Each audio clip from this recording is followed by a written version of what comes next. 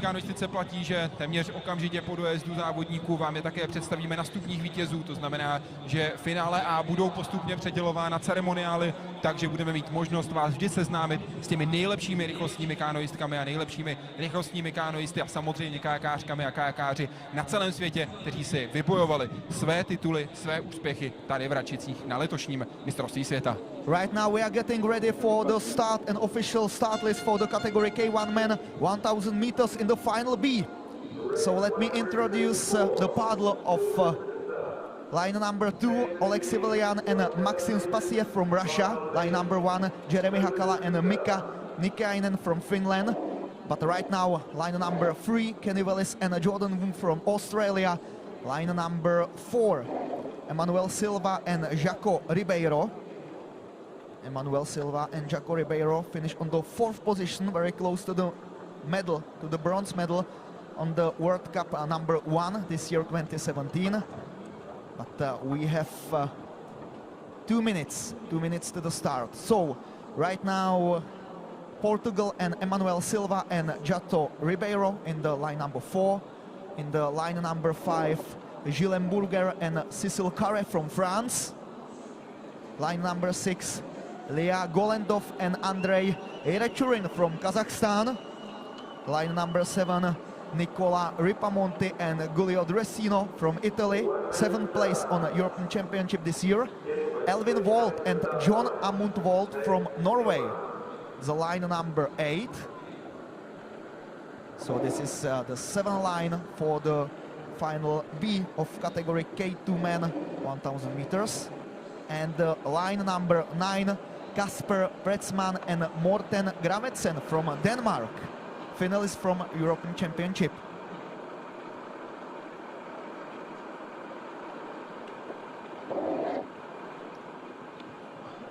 These are the guys Mira was talking about. These are the members of team of Denmark, Casper, PRETZMANN and Morten Graversen, getting ready for the final B of category K2 men 4000 meters. They were in the final A during the European Championships that was organized in Plovdiv. They finished on the 9th place. Right now, starting in the 9th lane. Hopefully they will be strong enough to have a chance to fight for the victory in the final B. This is naturally the wish that is coming not only to them but to all the paddlers, because we want to see as close competition as possible, to have so much fun during watching the final B of category K2 men 4000 meters. Podíváme se na to, jak to bude vypadat na kilometrové trati v okamžiku, kdy nám závodníci na trať teprve vyrazili a 15 sekund strávili na trati. Jsou na prvním místě Francouzi, závodníci, kteří zemigalského kohouta v tomhle složení téhle posádky nereprezentovali jen v letošní sezóně prakticky na žádném velkém závodě. Rozhodně platí, že Guillaume střídal svoje parťáky se svým parťákem Cyrillem CARREM, se kterým jede teď. Startoval pouze na jednom závodě světového poháru, byl to ten třetí, kdy se jelo v Srbsku v Bělehradě, kdy skončili na 6. místě, jinak pádloval s Orielem Legárem, dojeli na 9. místě v Maďarsku, to byl druhý závod světového poháru, kdy se jelo v Segedu. Rozhodně ale dejme také dobrý pozor na to, jak pojedou Italové, kteří jedou v 7. léně.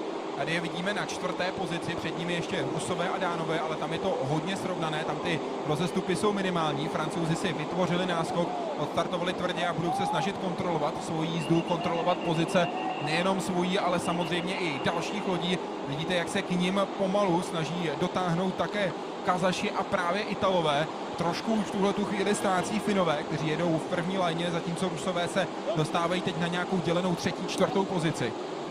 1 minuta a 25 vteřin, tak takový čas utekl od chvíle, kdy se odstartovalo finále B kategorie K2 muži na 1000 metrů. My se budeme dostávat k 500, kterou projeli závodníci právě v tuto chvíli, a za několik okamžiků uvidíme také relevantní informace, které nás seznámí s tím, která dvojice je zatím na prvním místě. Francouzi drží první pozici o 6 desetin před Italy.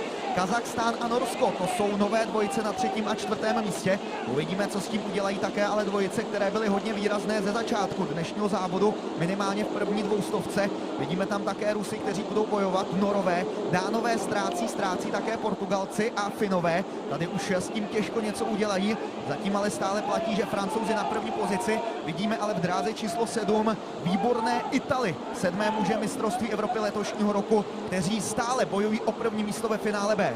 French paddles are still in the lead, but be careful about the Italian paddles who are right now in the second place. There is a very tiny gap between them.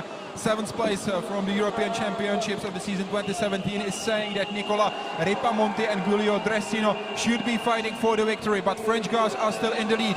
Do not underestimate the paddles from Russia as well as from Norway. Especially the Norwegian guys are having a great shape, I would say, today. Eivind VOLD and Amund VOLD are paddling in a great pace, but let's check out the Russians. The Russians are coming stronger and stronger. They are speeding up. They are right now the fastest boat in the course. French paddlers will have to be sure that they can break this attack, that they will keep the first place. French paddlers still in the first place. Russians are trying to be in the second place. Italian paddlers are coming closer to the finish line as well. Norwegians have no chance to be in the second place in the final standing of final B. Russians have amazing perception of the course, and we will be waiting for the finish, photo finish, but I think that the Russians had such an amazing last section of the course that they are the winner of final B. Second place will go to France, the guys who were leading during the final B for nearly all time, but Russian paddlers Oleg, SINIAVIN and Maxim SPESIVTSEV were able to speed up their pace in such an amazing way that they are the winners of final B in category K2 man 4,000 meters. Poslední stovka rozhodně nejrychlejší od závodníků z Ruska a teď si počkáme na ty oficiální výsledky. Kamery teď pendlují mezi ruskými závodníky, mezi Francouzi, tohle to jsou ale také Italové, kteří jeli hodně stabilně a